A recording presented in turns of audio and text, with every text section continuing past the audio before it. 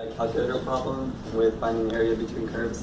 So your first step is you're going to plug both equations into your calculator on the y equals button, and then you're going to select a window that's going to show both functions clearly. Then once you have your window, so we're going to say -2 to 2 for y and -4 to 4 for x, and you're going to graph it. Alright, and after that you're going to hit second, and then calc. And then you're going to choose the intersection function. You're going to select the first curve, and then the second curve. That's going to show you where your first intersection point is. So that's going to be at x equals 0.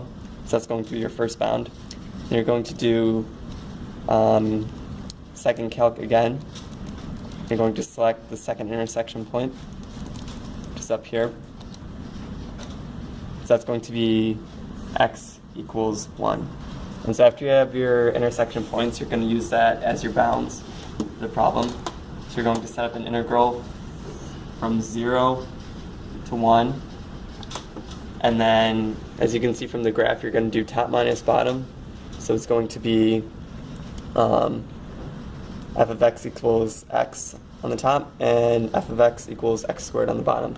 So your function is going to be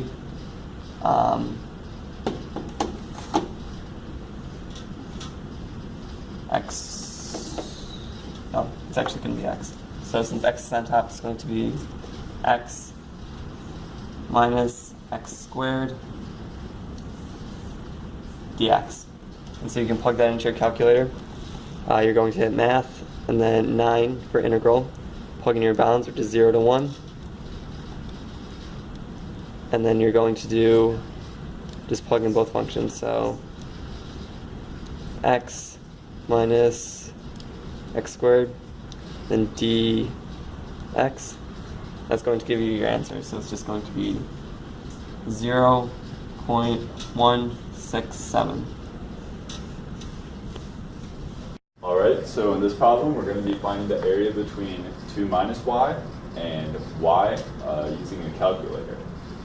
So the trick to finding problems involving y using a calculator is just to treat them the same way as you would with an equation that involves a variable x when you're finding the bounds. So we're going to find the intersection points on the calculator here. So you're just going to plug it into the calculator like it's an equation with x, because the calculator can't handle y's. And so we're going to have to zoom out a little bit.